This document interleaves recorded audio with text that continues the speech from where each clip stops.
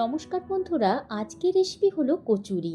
তবে এই কচুরিটা বানাতে আপনাকে মাখা বেলার কোনো ঝামেলাই লাগবে না, আবার আটাও লাগবে না, ময়দাও লাগবে না, সুজিও লাগবে না। তো কিভাবে আমি বানালাম এই কচুরি রেসিপিটা আপনারা দেখলেই, পুরো রেসিপিটা দেখলেই বুঝতে পারবেন। টেস্ট ভীষণ ভালো হয়। সন্ধেবেলা স্ন্যাক্সেও বানাতে পারেন, আবার সকালেও বানাতে পারেন। তো এই রেসিপিটা বাচ্চা বড় সকলেরই অনেক সুন্দর লাগবে। পুরো রেসিপিটা দেখে নিন বন্ধুরা।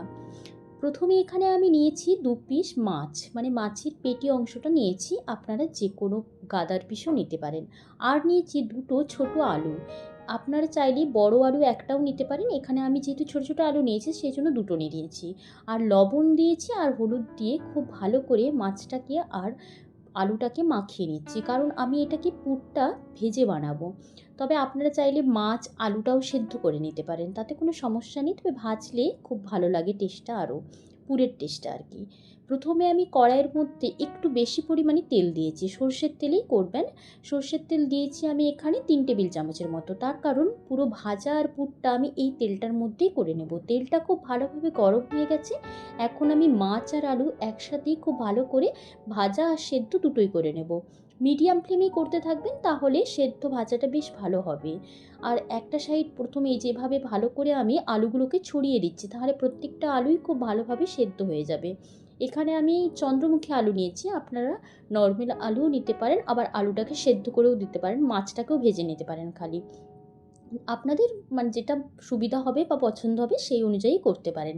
এরপরে একটা সাইড একটু লাল করে ভাজা হয়ে গেলেই আমি এরপরে মাছ আর আলুটাকে অন্য সাইডটাকেও এরপরে আমি এই যে ঘুরিয়ে দিচ্ছি, তাহলে এবার অন্য সাইডটাও একটু লাল লাল করে ভাজা হয়ে যাবে।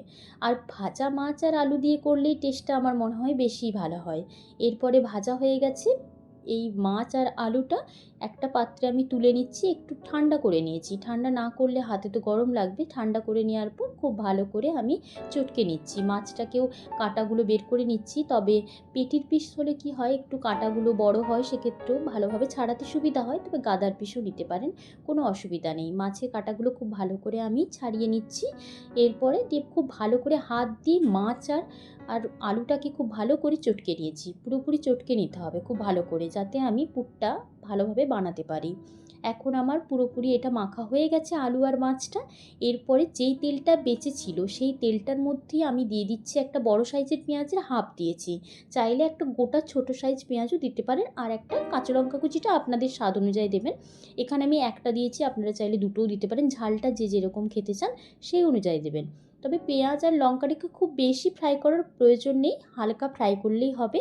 পেঁয়াজ আর লঙ্কাটা হালকা ভাজা হয়ে গেছে। এরপরে আমি এখানে দিয়ে দিচ্ছি ১ টেবিল চামচের মতো আদা আর রসুনটাকে একটু থেঁতো করে নিয়েছি, চাইলে কুড়েও দিতে পারেন। যেই গ্রেটারগুলোতে হয় গ্রেটারগুলোতে একটু গ্রেট করে দিলেও হবে। এরপরে লবণ দিয়ে একটু, যেহেতু আদা আর রসুনের যখন সেন্ট বেরিয়ে আসবে ততক্ষণ পর্যন্ত মিডিয়াম ফ্লেমে একটু ফ্রাই করতে হবে। ফ্রাই হয়ে গেলে তারপরে আমি পুরটা দিতে থাকবো, মানে যে আলু আর মানে মাছটা মেখে রাখলাম ওইটা দেবো। তবে পুরটা যতটা সুন্দর বানাবেন ততই কচুরির টেস্টটা অনেক সুন্দর হবে।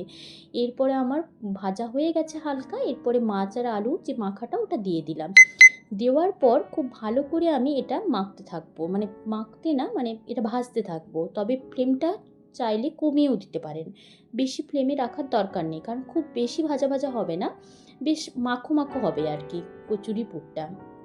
এখানে আপনারা চাইলে একটু চিনিও ব্যবহার করতে পারেন। আমি এখানে চিনি দিইনি, চাইলে টমেটো সস একটু দিতে পারেন, সেক্ষেত্রে টেস্টটা আরও বেশি ভালো হবে। টমেটো সস আর চিনি যদি দেন তাহলে টেস্টটা আমার মনে হয় আরেকটু বেড়ে যাবে। তবে এই দুটো আমি এখানে ব্যবহার করিনি। এরপরে আমি একটু কালারটা ভালো করার জন্য কাশ্মীরি রেড চিলি পাউডার সামান্য পরিমাণ, হাফ টিস্পুনের মতো দিয়েছি। আর গরম মশলার পাউডারটাও আমি হাফ টিস্পুনের মতোই দিয়েছি, সামান্য পরিমাণে দিয়েছি, একসাথেই দুটো দিয়েছি। দিয়ে ভালো করে আমি আবারও পুরটার সাথে মিশিয়ে নিচ্ছি। এই সময় আপনারা চিনিটা অ্যাড করতে পারেন যদি মনে করেন। আমি আর চিনি অ্যাড করিনি।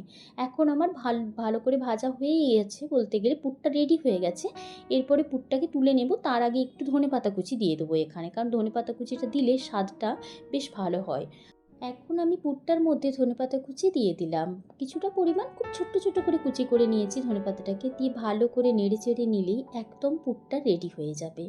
এখন পুরটা পুরোপুরি রেডি হয়ে গেছে বন্ধুরা। এরপরে পুরটাকে আমি একটা অন্য পাত্রে তুলে নেব। এরপরেই আমি দেখাবো যে কিভাবে আমি কচুরিটা বানালাম আটা ময়দা সুজি কোনো কিছু ছাড়াই। এরপরে বুঝতে পারবেন আসল রহস্যটা, তাই না? এখন আমার পুরটা রেডি হয়ে গেছে। এরপরে আমি এখানে নিয়েছি ব্রেড নিয়ে ব্রেডটাকে আমি খুব ভালো করে, এই যে আমি এখানে মোট 5টার মতো বানাবো, তো ব্রেড 10খানা লাগবে সেক্ষেত্রে। তো মানে ব্রেডের পিস 10খানা লাগবে। এরপরে আমি ব্রেডটাকে খুব ভালো করে সেই বেলুনটাতে করে আমি খুব ভালো করে এটা একবারে এভাবে পাতলা করে বেলে নিচ্ছি। এরপরে একটা যে কানা কাটা টাইপের বাটি নিয়েছি, বাটি নিয়ে সেটা দিয়ে গোল করে এভাবে কেটে নিলাম।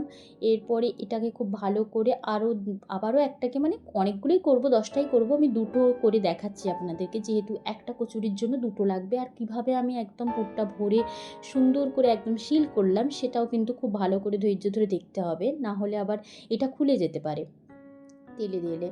এখন দেখতে পাচ্ছেন গোলটাকে আরও একটু ভালো করে মানে একটু বেলে নিচ্ছি, না বেললেও হবে, একটু বেলে নিচ্ছি যাতে বেশ ভালোভাবে পুরটা অনেকটা পরিমাণ দেওয়া যায়।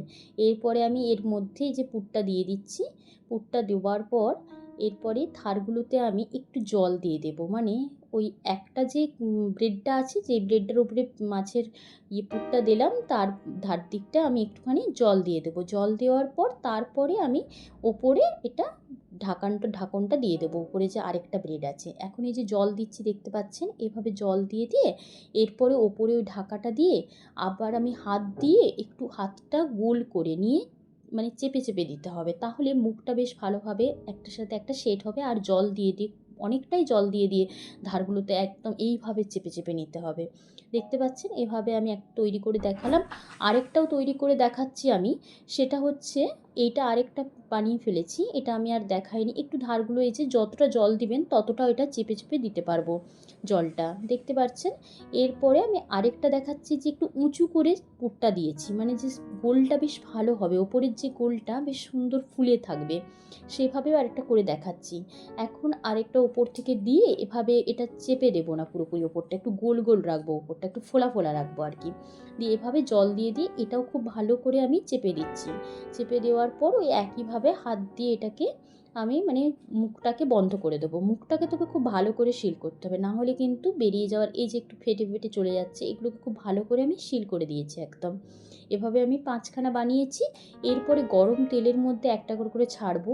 তবে এটা যে এভাবে, মানে উপর দিকে তেল দিলে এটা ফুলে ফুলে যাচ্ছে, দেখতে পাচ্ছেন একদম কচুরির মতো।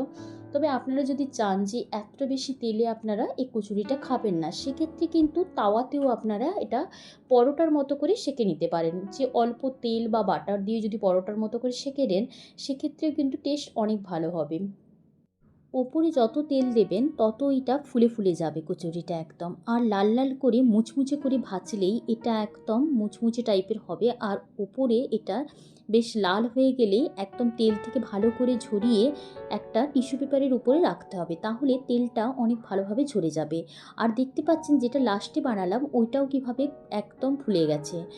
এরপরে এগুলোকে আমি এক এক করে তুলে নিচ্ছি ভাজার পর, একটা, মানে টিস্যু পেপারের উপরে রাখছি যাতে করে তেলটা খুব ভালোভাবে ঝরে যায়।